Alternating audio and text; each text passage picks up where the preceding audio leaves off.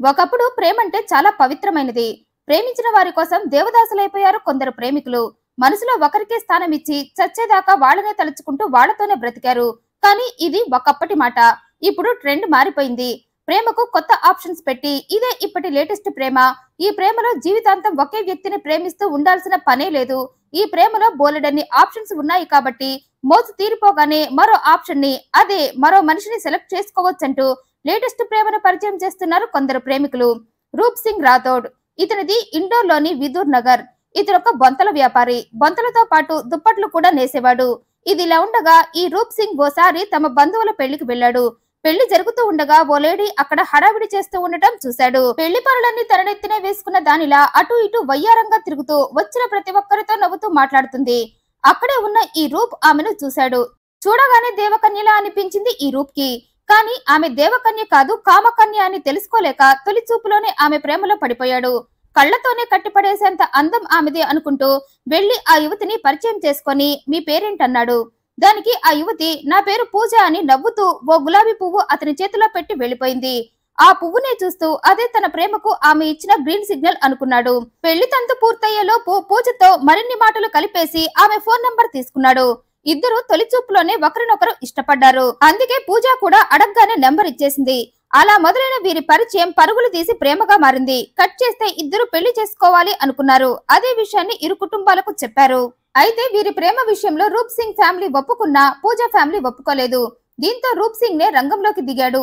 తనే స్వయంగా పూజ వాళ్ళ ఇంటికి వెళ్లి మీ అమ్మాయి అంటే నాకు చాలా ఇష్టం, పూజ లేకుండా నేను బ్రతకలేను, మీరైనా మీ అమ్మాయికి ఎవరో ఒకరిని మంచి అబ్బాయిని చూసి పెళ్లి చేస్తారు కదా, ఆ చేసేదేదో నాకే ఇచ్చి పెళ్లి చేయండి, నేను చాలా మంచివాణ్ణి, ఆ విషయం మా ఊళ్ళో ఎవరిని అడిగినా చెప్తారు, ఇక నా సంపాదన విషయానికి వస్తే నాకు బొంతల షాప్ ఉంది, బాగానే సంపాదిస్తాను, ఇవి చాలు కదా మీ అమ్మాయిని నాకిచ్చి పెళ్లి చేయటానికి అని పూజ ఫ్యామిలీతో మాట్లాడి వాళ్ళని తమ పెళ్లికి ఒప్పించాడు. చావు కమాన్ కమాన్ అని పిలుస్తుంటే ఒప్పించక ఏం చేస్తాడు. అలా రూప్ సింగ్ అటు ఇటు తిప్పలు పడి ఒప్పించి పూజను పెళ్లి చేసుకున్నాడు. అలా 8 ఏళ్లు గడిచిపోయాయి. ప్రస్తుతం వీరికి 6 ఏళ్ల కొడుకున్నాడు. అయితే పెళ్లైన 6 ఏళ్లు ఈ భార్యాభర్తలిద్దరూ బాగానే ఉన్నారు. కానీ 2 ఏళ్ల క్రితం ఈ రూప్ సింగ్ మేనలుడైన 20 ఏళ్ల శుభం పన్వార్ వీళ్ళ జీవితంలోకి ఎంట్రీ ఇచ్చాడు. ఈ శుభంకి చదువు అబ్బలేదు. ఊళ్ళో ఉంటూ పని పాట లేకుండా తిరుగుతూ ఉండటంతో మేనల్లుణ్ణి అలా చూడలేకపోయాడు మామ రూప్ సింగ్. తన దగ్గరకు తెచ్చుకొని అతనికి ఏదో ఒక ఉద్యోగం చూడాలని 2 ఏళ్ల క్రితం ఊళ్ళో ఉన్న అతన్ని తన ఇంటికి పిలిపించాడు. మందసౌర్లో ఉన్న ఓ బార్ షాప్ లో పనిలో పెట్టాడు. నువ్వు వేరే ఎక్కడా ఉండాల్సిన అవసరమే లేదు, మాతో పాటు మా ఇంట్లోనే ఉండు, నీ మేనత్త పూజ నీకు ఏం కావాలన్నా అన్నీ చూసుకుంటుంది, ఇక్కడే ఉండి ఉద్యోగం చేసుకో అని చెప్పాడు. అయితే మామ చెప్పిన మాటలు ఈ శుభంకి మరోలా వినిపించాయి. నీకేం కావాలన్నా నీ మేనత్త చూసుకుంటుంది అన్న మాటలను మరోలా వక్రీకరించుకున్నాడు. కారణం మేనత్త పూజని చూడగానే ఈ శుభంకి చలనం మొదలైంది. చూడగానే సూపర్ ఫిగర్ అనుకున్నాడు. అప్పటిదాకా జులాయిగా తిరుగుతున్నాడు కదా, మేనమామ అన్న మాటల్ని అంతకన్నా గొప్పగా అర్థం చేసుకోలేకపోయాడు. ఇక అప్పటి నుండి కత్తిలో ఉన్న మేనత్తని లైన్లో పెట్టడం మొదలు పెట్టాడు. అయితే నీకంత శ్రమ అవసరం లేదంటూ మేనత్త పూజనే మేనల్లుణ్ణి లైన్లో పెట్టింది. అప్పటికే ఈమెకు భర్త రూప్ సింగ్ బోర్ కొట్టేశాడు. అందుకే వయసులో ఉన్న శుభంని చూడగానే ఆగలేక తనే లైన్లో పెట్టేసింది. ఈ పూజ కూడా శుభంని చూడగానే అబ్బా కుర్రాడు ఎంత లేతగా ఉన్నాడు, శృంగారానికి కరెక్ట్ వయసులో ఉన్నాడు, ఇతనితో గడిపితే ఆ తృప్తే వేరబ్బా అనుకుంది. ఇక అప్పటిదాకా నువ్వే నా ప్రాణం నా సర్వం అని గుండెలు బాదుకున్న పూజ కాస్త ఆ ప్లేస్ లో నుండి భర్తను ఒక్క తోపు తోసేసి శుభంని మనసంతా నింపుకుంది. అప్పటి నుండి ఇద్దరు రూట్ మార్చేసి రూప్ సింగ్ కి అనుమానం రాకుండా ఇంట్లోనే దుకాణం పెట్టేశారు. రూప్ సింగ్ షాప్ కి వెళ్లటం, ఈ శుభం బార్ షాప్ లో షిఫ్ట్లు మార్చుకుని మరి అత్తతో గడపటం, ఇదే డైలీ వీళ్ళు చేసే పని. అయితే ఓ రోజు రూప్ సింగ్ పని మీద ఇంటికి వచ్చాడు. అతను ఇంట్లోకి వస్తుండటం గమనించిన ఇద్దరు ఎలర్ట్ అయిపోయి గబగబా గదిలో నుండి బయటకు వచ్చేశాడు శుభం. గదిలో నిద్రపోతున్నట్లు యాక్ట్ చేస్తుంది పూజ. రూప్ ఇంట్లోకి రాగానే ఆ టైంలో మేనల్లుడు డ్యూటీకి వెళ్లకుండా ఇంట్లో ఉండటం చూశాడు. పైగా అర్ధనగ్న ప్రదర్శనతో ఉండటం, తన భార్య గదిలో నుంచి బయటకు రావటం చూసి ఈ గెటప్ ఏదో తేడాగా ఉందే అనుకున్నాడు. ఈలోగా పూజ జుట్టు సరిచేసుకుంటూ గదిలో నుండి బయటకు వచ్చింది. వీరిద్దరిని అలా చూసి మనసులో అనుమానం మొదలైంది రూప్ కి. ఏంటి ఆ అవతారాలు అని ఇద్దరిని అడిగేసరికి నిద్రపోతున్నా, అందుకే తల చెదిరిపోయింది అని పూజ, ఇప్పుడే స్నానం చేసి డ్యూటీకి రెడీ అవుతున్నా అని శుభం చెప్పి అప్పటికి ఆ విషయానికి శుభం కార్డు వేశారు. అయితే వారు వేసింది తమ అబద్ధాలకు శుభం కార్డు కాదు, తమ అక్రమ బంధానికి ఎంట్రీ కార్డు అని తెలుసుకోలేకపోయారు. ఇద్దరు ఎంతలా కవర్ చేసినా రూప్ ఆ మాటలు నమ్మలేదు. అసలు నమ్మాలి అనిపించలేదు అతనికి. అక్కడ సీన్ చూస్తే ఎవరికైనా అనుమానం కలిగేలా ఉండటంతో అప్పటి నుండి వాళ్లకు తెలియకుండా ఇద్దరిని గమనించడం మొదలు పెట్టాడు. అప్పుడే అర్థమైంది రూప్ కి తన భార్య మేనలుడు ఇద్దరూ కలిసి తనని వెర్రి పుష్పాన్ని చేసి ఎఫ్ఐఆర్ పెట్టుకున్నారని. ఆ నిజం తెలియగానే శుభంని చితకబాదేశాడు. పోనీలే పాపం అని జాలిపడి ఇంట్లో ఉంచుకుంటే నా ఇంటికి ఎసరు పెడతావా అని బాగా తిట్టి శుభంని ఇంట్లో నుండి బయటకు గెంటేశాడు. ఆ తర్వాత పూజను కూడా వాయించాడు. నీకన్నా వయసులో 13 ఏళ్ల చిన్నవాడితో నీకు ప్రేమేంటి? అయినా ఎన్నిసార్లు ప్రేమిస్తావు? నన్ను ప్రేమించి మళ్ళీ నా మేనల్లుడితో ప్రేమేంటి అంటూ బాగా తిట్టాడు. అయినా ఈ కసి ప్రేమికులిద్దరూ మారలేదు. మేనమామ ఇంట్లో నుండి గెంటేయగానే సూర్యదేవ్ నగర్ లో ఓ ఇంటిని అద్దెకు తీసుకొని అక్కడ ఉంటున్నాడు మేనలుడు. ఇక నుండి తన ఇంటికి రమ్మని చెప్పటంతో మేనత్త రెగ్యులర్ గా అక్కడికి వెళ్లి శుభంతో గడిపేది. అయితే ఈ విషయం కూడా భర్త రూప్ కి తెలిసింది. దీంతో ఇంట్లో శివతాండవం చేశాడు. నాలో లేనిది నా మేనల్లుడిలో ఉంది ఏంటి అంటూ పూజ పార్టీలన్నీ వాచిపోయేలా కొట్టాడు. మళ్లీ శుభంతో తిరిగితే నీ కథకు శుభం కార్డు వేస్తా అని బెదిరించాడు. అయితే ఆ ఒక్క మాటనే మనసులో పెట్టుకుంది పూజ. నువ్వు నాకు శుభం కార్డు వేసేదేంటి? నేనే నీ జీవితానికి శుభం కార్డు వేస్తా అని అనుకుంది. వెంటనే మేనల్లుడికి ఫోన్ కొట్టింది. మన సుఖాలకి నా భర్త అడ్డుగా ఉన్నాడు, అందుకే నువ్వు అతన్ని చంపేయి అంది. దానికి శుభం కూడా ఒప్పుకున్నాడు. అయితే ఇక్కడ పూజ ఎలా ఎప్పుడు చంపాలి, చంపాక ఏం చేయాలి అన్న విషయాలు మొత్తం నేను ఆలోచించి చెప్తానంది. సరే అన్నాడు శుభం. అప్పటి నుండి పూజ ఫోన్ కి అతుక్కుపోయింది. గూగుల్లో యూట్యూబ్ లో హత్యను యాక్సిడెంట్ గా ఎలా మార్చాలి అన్న విషయాలను అందులో వెతికి తెలుసుకుంది. తనకు కావలసిన ఇన్ఫర్మేషన్ తెలుసుకొని భర్త హత్యకు ప్లాన్ చేసింది. ఆ క్రమంలోనే ప్రేమికుల దినోత్సవం రోజున తమ ప్రేమకు గుర్తుగా ఉంటుందని భర్త చావుకు ఆ రోజే ముహూర్తం పెట్టి ఆ విషయాన్ని శుభంకి చెప్పింది. అయితే శుభం దానికి ఓకే అన్నా హత్యను నేనొక్కడనే చెయ్యలేనన్నాడు. దానికి పూజ నీకు నేను సాయం చేస్తాలే అంది. కానీ శుభం మనిద్దరి వల్ల కాదు, అందుకే నేను నా ఫ్రెండ్స్ నలుగురికి ఫోన్ చేసి వాళ్లను హెల్ప్ చేయమని అడుగుతా అన్నాడు. అలా శుభం తన నలుగురు మైనర్ ఫ్రెండ్స్ కి కాల్ చేశాడు. విషయం వారికి చెప్పి రూప్ సింగ్ ని చంపటంలో తనకు సాయం చేస్తే ఒక్కొక్కరికి 10,000 రూపాయలు ఇస్తానని చెప్పాడు. ఆ డబ్బుకి ఆశపడి ఆ మైనర్లు ఒప్పుకున్నారు. పూజ ప్లాన్ ప్రకారమే ఫిబ్రవరి 14 రాత్రి 10 గంటల టైంలో తన నలుగురు ఫ్రెండ్స్ తో కలిసి శుభం అత్త ఇంటికి వచ్చాడు. వాళ్ళు రావటాన్ని చూసి గేట్ తీసి లోపలికి రమ్మంది పూజ. గదిలో నా భర్త నిద్రపోతున్నాడని చెప్పింది. దీంతో అందరూ కలిసి లోపలికి వెళ్లారు. అయితే వారంతా లోపలికి వచ్చి మాట్లాడుకుంటూ ఉండగా ఆ మాటల అలికిడికి పూజ 6 ఏళ్ల కొడుకు నిద్రలేచాడు.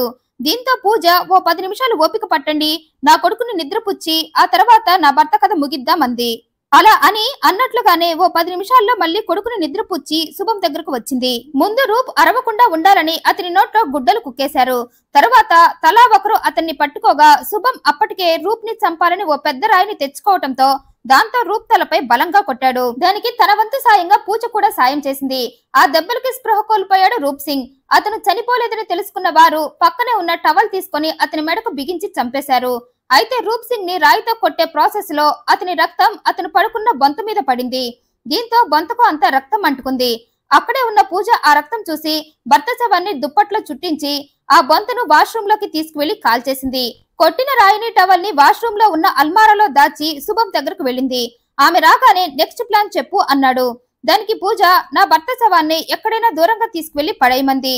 అయితే అతని బైక్ కూడా వెంట తీసుకువెళ్ళండి, చూసే వాళ్లకు రూప్ కి యాక్సిడెంట్ అయ్యి చనిపోయినట్లుగా ఉండేలా సీన్ మొత్తం క్రియేట్ చేయమని అందుకోసం గూగుల్ యూట్యూబ్ లో తాను చూసి నేర్చుకున్న నాలెడ్జ్ తో సలహాలు ఇచ్చింది. ఆ ప్రకారమే తన ఫ్రెండ్స్ తో కలిసి రూప్ శవాన్ని తీసుకొని ద్వారకాపురి వంతెన దగ్గర పడేసి పోయారు. అయితే తెల్లవారుగానే పూజ డ్రామా స్టార్ట్ చేసింది. రాత్రి చెత్త పారేద్దామని వెళ్లిన నా భర్త రూప్ సింగ్ తెల్లారిన తిరిగి ఇంటికి రాలేదంటూ లబోదేబం అంటూ పోలీస్ స్టేషన్ కి వెళ్లి కంప్లైంట్ చేసింది. కేసు నమోదు చేసుకున్న పోలీసులు రూప్ సింగ్ కోసం వేట మొదలు పెట్టారు. ఆ క్రమంలోనే వంతెన దగ్గర ఓ శవం ఉందని అక్కడి వారు చెప్పడంతో పోలీసులు అక్కడికి చేరుకున్నారు. ఘటనా స్థలాన్ని పరిశీలించగా అది యాక్సిడెంట్ అయి చనిపోయినట్లుగా అనిపించింది. విచారణలో తమకు దొరికిన శవం రూప్ సింగ్ ఇదిగా తేలింది. దీంతో పోలీసులు పూజని పిలిపించారు. నీ భర్త చనిపోయాడని చెప్పి శవాన్ని చూపించారు. భర్త శవాన్ని చూస్తూ లోపలే ఆనందపడ్డా బయటకు మాత్రం భర్త పోయాడంటూ వలవలా ఏడ్చింది. అయితే పోలీసులకు నుదుటి మీద తగిలిన గాయాన్ని చూస్తే అనుమానం వచ్చింది. ఆ గాయం యాక్సిడెంట్ వల్ల అయింది కాదేమో, ఎవరో బలంగా కొట్టినట్లు ఉంది అనుకుని శవాన్ని పోస్టుమార్టానికి పంపగా రిపోర్ట్ లో రూప్ సింగ్ ది హత్య అని తేలింది. దీంతో పోలీసులు ఎంక్వైరీ మొదలు పెట్టారు. పూజ గెటప్ చూసి మొదట ఆమెనే అనుమానించి ఆమె కాల్ డేటా చాటింగ్స్ అన్ని బయటకు తీశారు. అదంతా చూసిన పోలీసులకు రూప్ సింగ్ హత్యకు పూజనే కారణమని తెలిసింది. పైగా ఆమె తన మేనల్లుడితో ఎఫ్ఐఆర్ పెట్టుకుని అందుకు అడ్డొస్తున్నాడనే రూప్ ని చంపించేసిందని తెలిసి షాక్ అయిపోయారు. ఆమె కాల్ డేటా వాట్సాప్ చాటింగ్ లో పూజ శుభం ఆడిన సరసాలాట మొత్తం పోలీసులకు తెలిసింది. ఎంక్వైరీ చేస్తే ఈ శుభం పూజకు మేనల్లుడే అని తేలింది. ఇద్దరు ఎఫ్ఐఆర్ పెట్టుకునే ఇదంతా చేశారని తెలుసుకుని ముందు శుభం ని పట్టుకున్నారు. వారి స్టైల్లో శుభంని విచారించడంతో నిజాలు మొత్తం కక్కేశాడు. తన 4 ఫ్రెండ్స్ కి ఒక్కొక్కరికి 10,000 చొప్పున ఇచ్చి ఈ హత్య చేయించానన్నాడు. అయితే హత్య మాత్రమే మేం చేశాం, ప్లాన్ మొత్తం మేనత్త పూజదే అన్నాడు. అప్పటికే ఈ హత్య వెనక పూజానే ఉందని తెలిసిన శుభం నోటి నుండే దాన్ని కన్ఫర్మ్ చేసుకోవాలని ముందు అతన్ని పట్టుకున్నారు పోలీసులు. నిజం చెప్పడంతో అతనికి సాయం చేసిన ఆ 4 మైనర్ని కూడా పట్టుకున్నారు. తర్వాత పూజ దగ్గరకు వెళ్లారు. నీ భర్తది హత్య అని తేలింది, అందుకే ఆ విషయంపై నిన్ను విచారించాలి, మాతో రా అంటూ ఆమెని ఇండోర్ తీసుకువెళ్లారు. అక్కడ తన ప్రియుడు కమ్ మేనల్లుడిని చూసి షాక్ అయిపోయింది పూజ. పోలీసులకు సీన్ మొత్తం అర్థమైపోయిందని గ్రహించింది. పోలీసుల ముందు కావాలనే శుభంని అతని ఫ్రెండ్స్ ని పట్టుకొని వాళ్ల చేత నిజం చెప్పించి తన దగ్గరకు వచ్చి జస్ట్ విచారణ అని కావాలనే తనని తీసుకువచ్చారని అర్థమైంది. పోలీసులు శుభంని అరెస్టు చేసిన విషయం కావాలని వారు బయటికి రానివ్వలేదని తెలుసుకుంది. ముందే వాళ్ళ అరెస్టు గురించి నాకు తెలిస్తే నేను పారిపోతానేమో అన్న కారణంతోనే పోలీసులు తెలివిగా తనని పట్టుకున్నారని తెలిసి బాధపడింది. పోలీసుల తెలివి ముందు తన తెలివి ఏ పాటిది అని అప్పటికి పూజకు అర్థమైంది. విచారణలో పూజ తనే తన భర్త రూప్ సింగ్ ని మేనల్లుడు అతని ఫ్రెండ్స్ తో కలిసి చంపేశానని చెప్పింది. మరి సాక్ష్యాలను ఏం చేశావని అడిగితే రక్తపు బొంతను కాల్చేశానని, రాయిని టవల్ ని అల్మారాలో పెట్టానని చెప్పింది. దీంతో పోలీసులు వాటిని హ్యాండ్ ఓవర్ చేసుకుని అందరినీ అరెస్టు చేశారు. పూజ చేసిన ఈ పనిపై మీ అభిప్రాయాన్ని కమెంట్ రూపంలో తెలియజేయండి. మరింత ఇంట్రెస్టింగ్ అండ్ జెన్యూన్ ఇన్ఫర్మేషన్ కోసం ఈ వీడియోను లైక్ చేయండి, షేర్ చేయండి, మా ఛానల్ సబ్స్క్రైబ్ చేయండి. Thanks for watching.